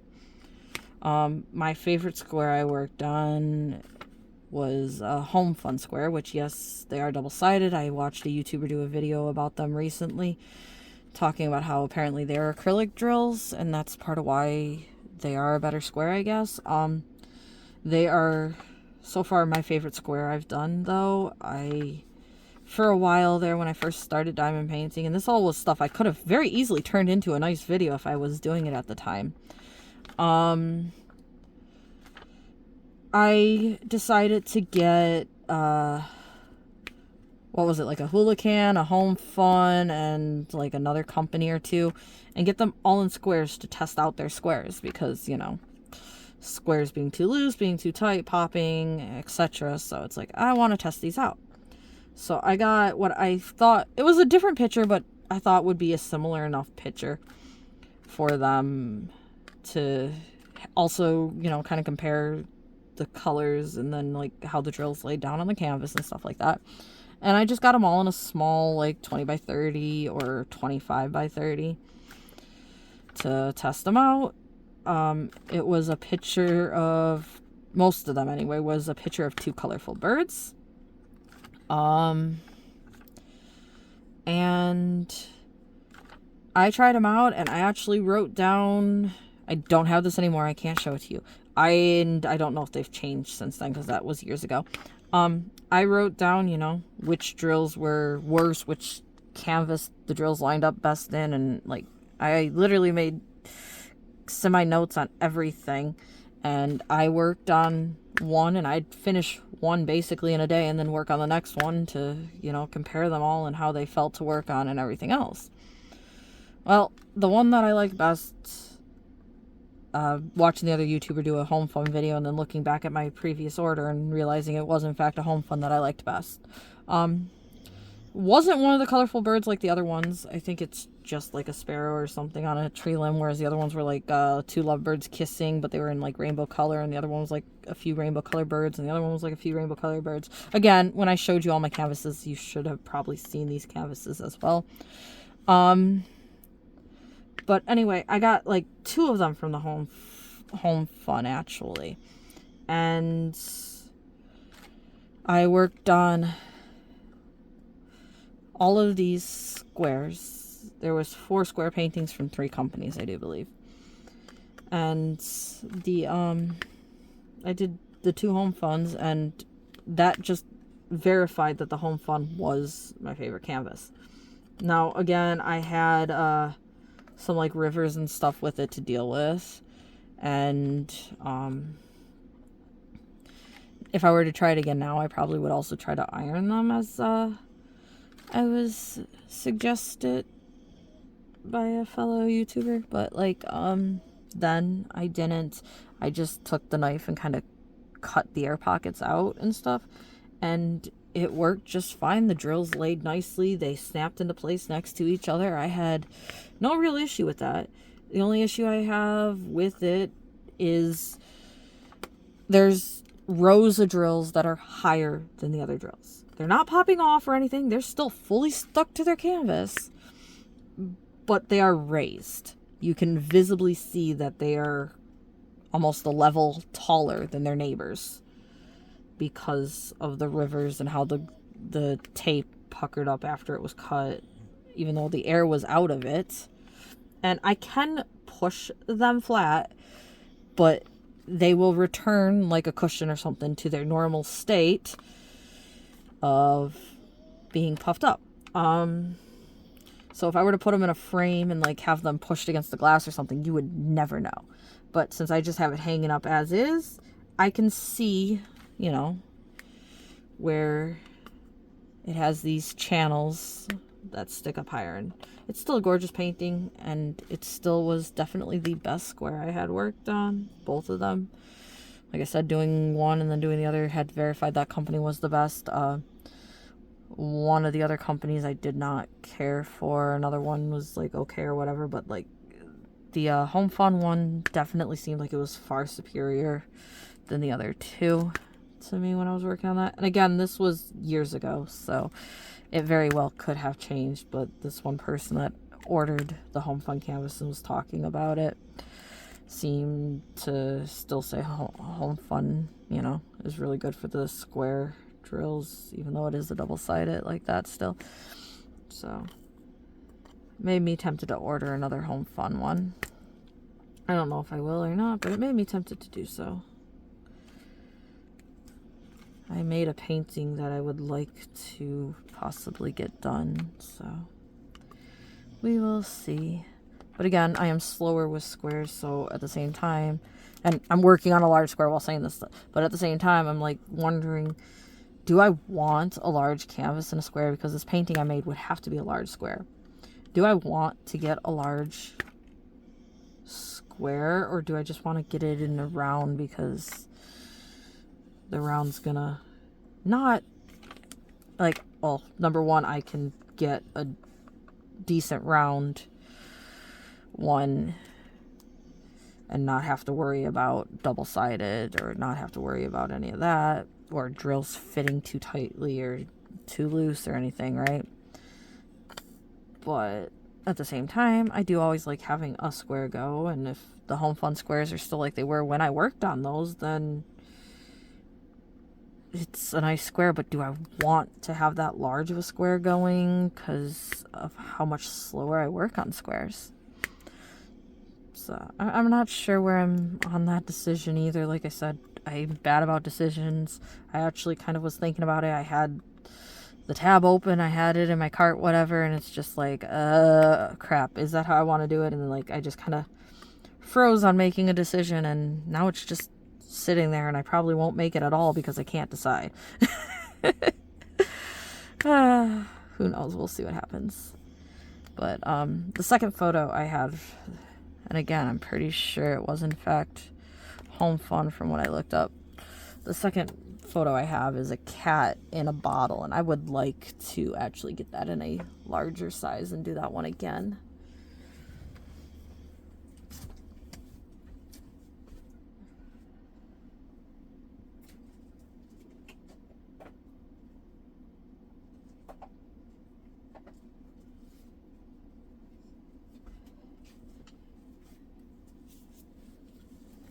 So the other thing I noticed with doing squares is how much heavier the canvas feels when it's done, and like, you know, but again, if you look at this, they are so nice and tight on there.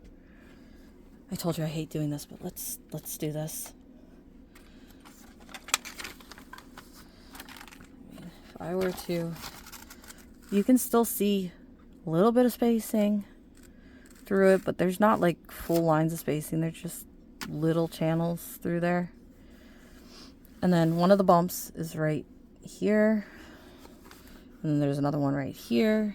There's another one along here. And again, you can see the drills are not coming off. Oops, I turned the light pad off. So, like, the drills are not coming off of this. The drills are not going anywhere. But it does have these areas where it's raised. I think I showed you better in one of the other videos but there's these areas. Can you see that these drills are sticking out about a drill's further along or so? I don't know if you can see that, but you can 100% feel that there's a bump right here and right here and down, where is it? Here. Starts here, goes to about here. Nice line right there. There's a line from here that travels over to here, So little one right there, long one right there, tiny little one right here. It's just kind of like, you know, 3 drills or so. And then there's one right here, which is probably the worst one actually. There's one right here. There's a tiny little one there. And there's one right here. This one you can actually see the color difference, can't you? It's reflecting different in the light because they're sitting at a different angle, isn't it?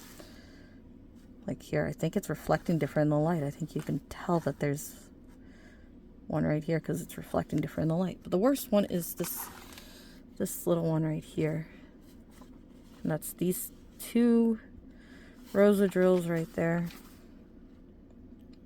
Can you see the tape actually lifted off the canvas a little bit right here? So, again, I can push it flat and it will sit completely flat. But then the second I let it go, it just pops right back up. But again, the drills are not coming off. So, this canvas is, again, a few years old, been just hanging on a fridge with a magnet on each corner. And you can tell the drills are not coming off. Even though it has those channels where it's lifted up a bit. I've scratched across it. The drills aren't coming off. It's been hanging on a fridge. It's not coated in anything. It's just finished it, plopped it up on the fridge. But isn't he gorgeous? I really would like to get him in a larger size because I think a little bit more detail in these stripes and stuff would look so cute. And then like the sign and the cork. But yeah, he was a 25 or 20 by 25. I think this company didn't have 20 by 30s or something, or the price for the 20 by 30 was a lot more than the 20 by 25, and I was trying to keep them all to just like a few dollar cheap small paintings, and the 20 by 25 was just what was right. But yeah, he's one of the paintings I really enjoy. And I really like doing them, and the feeling of finishing a square, the way the canvas doesn't fold like the other canvas, the weight of this canvas versus a round canvas of the same size was kind of crazy. Oh, there, you definitely got to see that top indent or puff up there, the way it moved. You definitely can kind of see with the lighting hitting the drills differently. There's that channel right here. Yeah, you definitely can kind of see those there. But gorgeous kitty, I'm still not upset with it. Even though this is, like, if you run your finger along this, there's a whole entire road right here. But some people have said something about, like, the double-sided not lasting or, you know, falling apart or something. But again, I haven't had that issue. This guy is a few years old and isn't sealed, just hanging on a fridge.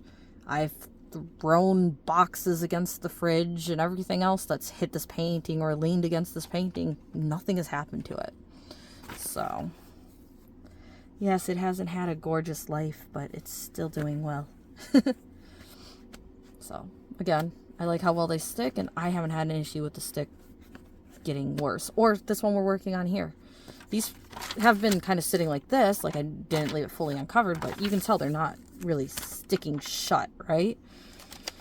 And when's the last time I worked on this? How long ago? Yet the tape hasn't dried out. I'm sticking drills on it just fine. If this was a glue, I'd wonder if it would still just accept the drills as readily again. So,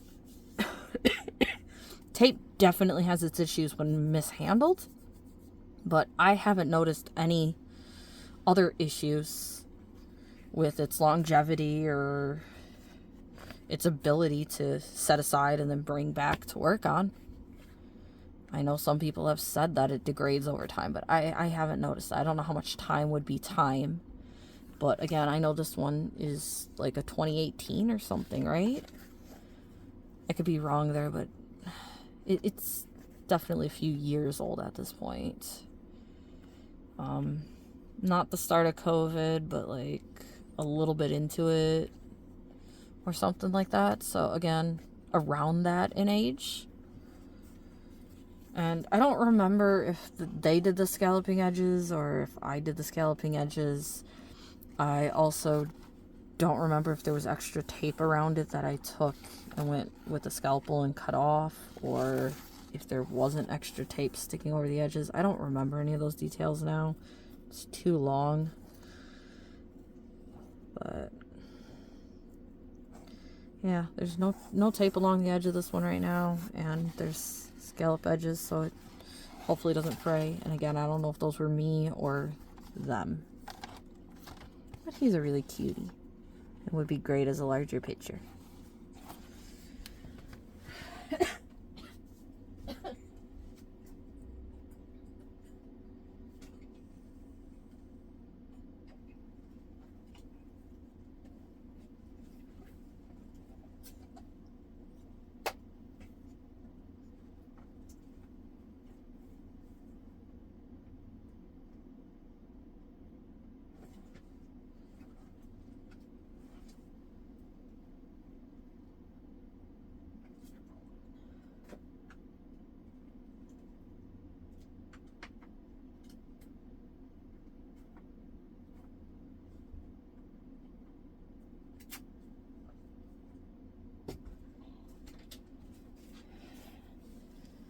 So WIP and chat turned into showing you canvases. I've shown you before in the past, but whatever. So this is again one of the first ones I did. This is from an artist. He now does have art on Diamond Art Club. Is it like a Danny or Dan or... I am horrible with names, like I told you, but I love his work. He uses multiple different medias, and then there's like these patterns and stuff in it. Like, I love his work. But this is like one of the first paintings I got off of Amazon when I started doing diamond painting. It's technically a true 30 by 40. And you can probably see a bunch of hairs on it and stuff. It's also on the fridge. I think there's a few drills missing in this one now. Again, I haven't treated it the greatest. It's just sitting on a fridge. Stuff has been sit in front of it. Like you can see, sadly, something spilled or leaked and got on the canvas. There's hairs in it. I swear there's a few drills missing somewhere. I'm not seeing them right now, but oh, there goes a drill. Right down here, a drill just decided to come off. Yeah, okay, so there's a missing drill here. One I just pushed back on here that started coming off from me handling it. Not quite as old, or maybe it and the bird are the same age. And one's been on the side of the fridge, one's been on the front of the fridge. Both have had stuff thrown next to them and sat next to them, although I try to make sure I don't have stuff literally pushing on this. It has. There's two more missing drills here. Again, something that I could have sealed to help a little bit, but I didn't, and it's still holding up really well for being handled how it's being handled. But I love this photo. I love this guy's work. This is another one of those photos that if Diamond Art Club had this photo or one of these other ones like this, I would probably have to get it. The ones they have right now, I think, is like a turtle and like a cat in a cup or something like that, and they're okay, but the only thing I had with this one is that all the words had to be redone. You could not read all of that on the canvas, so I did the words first. And I don't know how many times I placed down these drills and picked them back up before I got them where it's like, well, that makes the most sense. That's the best I can do to kind of keep the curve it's going with and everything else, and yet have the letters look like letters. So I put them down. I changed how they were. I picked them back up. I think some of these were even lowercase letters that I changed to capital letters because it was a few random lowercase letters, even though almost all of it was capital. So I don't know how many times I did that though, but I picked them up, put them down, try to rearrange them to make them make the most sense. Like, I think this R is still wonky, but it went around that curve and trying to give that circle in the middle while keeping the curve to it. And some of them are like close, like how close the Will Steel is, but like that's how much space it ended up taking. And think you can kind of see that the S actually was supposed to go up a little bit more. There were some letters that just like were too wide for some reason or something like that. Like, I don't know if the U was just as is, but there was something like where the U, instead of just having the 4 drills on the bottom, had like 5 or 6 drills, and it's like, why is that letter wider or longer than the other letters? But like the W had to be wider to make it look the most like a W. But there were some letters where it's just like they made it too long or too wide, like too many legs on an E or something. This one, I took one away. I guess I could have still had this one 4 long, but yeah, maybe that was their E, I don't know. And then the A is only 3, but like letters do have different widths. But there was one that just seemed like it was odd that they made it the width they did. Like, I don't remember what it was. Again, it's been quite a while. But I really do like this painting, and I still have it hanging up. I hang other stuff up with it, but it's just, its home has been the fridge. So I can look at him all the time. And again, like I said, he has like, what, 3 drills missing? Tried to lose the 4th. And he's a few years old, not sealed. Didn't do anything to the edges whatsoever. Other than this little bit of tape. But this is like crappy tape that doesn't really stick very well. You can see that it's not really sticking to the canvas. I think I stretched it a little too tight too. I don't know. But this is one of those ones where I actually would like, it's too expensive. There's like no way I could ever do it probably, but I'd love to have this artist actually paint a portrait of some of my animals. I think the price started at like $600 for that though. So it's like, I probably will never do that, but if I ever had the ability to do that, I'd love to have him actually paint 2 of my dogs and then turn that into a diamond painting. Like, that's like one of those dream things, you know?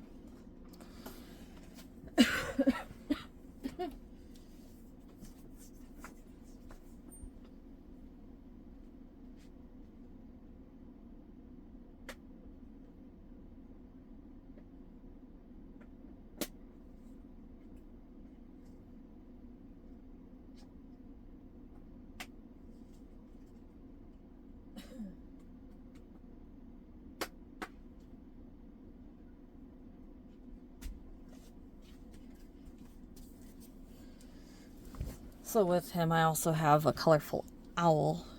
I do not think it's from the same artist, but it kind of has the same feel. Colorful owl that I got on Amazon. That was, again, one of my first paintings. That's bright. Oh, that's bright. There we go. Okay.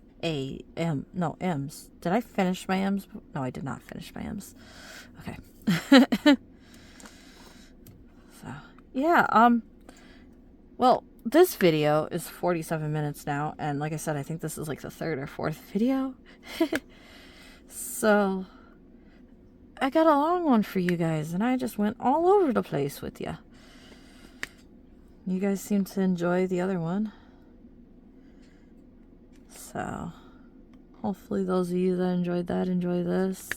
Maybe some of the information I've said in this kind of rings some bells with some people or something, or helps you out with something.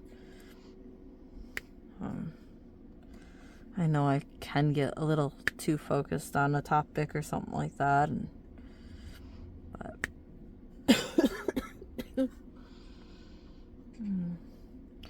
again, I'm probably not going to do much of any editing on these. I think I'm probably just going to kind of make sure that they end and start correctly next to each other and just call it good. Editing is like one of my least favorite things of uploading videos, because to know everything is good, I tend to watch the video I had recorded, so, and then I have trouble remembering if I watched the video or if I just remember saying it in a video, and sometimes I get distracted and have to rewatch the area, and like, I don't really feel like sitting there and watching myself for an hour to edit out one tiny little area of a video or add text in one little area of a video, because like I could probably mark down where it was, but I don't, so I'd have to watch the whole thing. And there's a line here, here, and here that I missed, of course. Of course.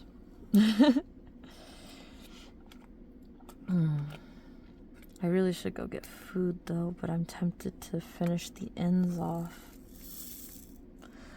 Again, I'm sure the video's like 2 hours long. I should probably just leave it here, right? So I'm gonna get food and then just kind of hang out, I guess. Oh, I completely stopped talking about that movie that I was talking about. I don't remember the name for you guys though. Don't remember. And again, don't remember the actor's name either, like I said. But it was a 2015 movie.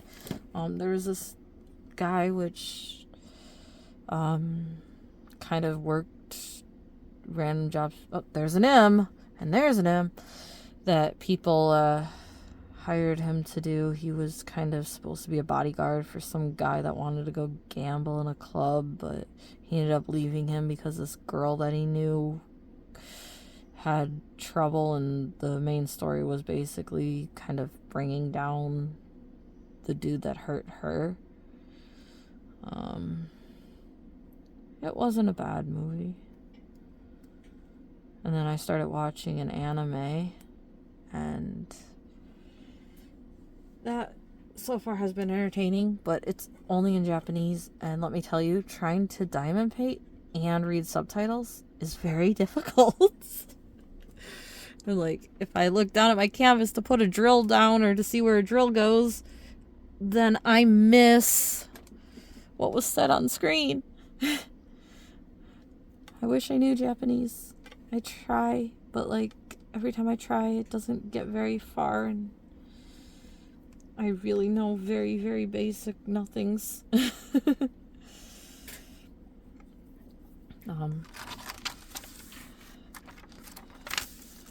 it's one of those things where I already have difficulties with reading and stuff, so then you're trying to do another language when I already have difficulties with English. It's like, I don't even know one language. How can I learn a second? But I would love to learn a second. And then, like, of course, Japanese is like one of the hardest seconds I could try to learn, but it's what I would want to learn if I would want to learn another language, so that's not going to stick up. Well, hopefully you guys enjoyed this. Hopefully your day, night, or morning goes well and continues to go well. I do have more videos I have to make for you. There will be some more unboxings coming soon. I do have a set of paintings to show you guys just sitting there waiting for me. And then, like I said, I have to refilm the finishes, and I have my angel cat finished now. I don't know if I'm going to do a kitting down with the angel cat. I think I did a kitting up with the angel cat that's still sitting on my computer, so I could put that in with the finish, or just delete it, whichever. Do you guys like kitting up, kitting down videos? I guess I should just like do a poll asking if you guys like seeing that or not. Normally the way I kit down though is to just kind of put them back into their bags or something like that, throw them in a container, and then once I get multiple paintings, I will then bring out my spare drill container and organize them all in that. So it's basically taking them out of containers, putting them back in Ziploc bags until I put them into the storage with everybody else that I have that is spares. Alright, well, I'll definitely have more for you guys.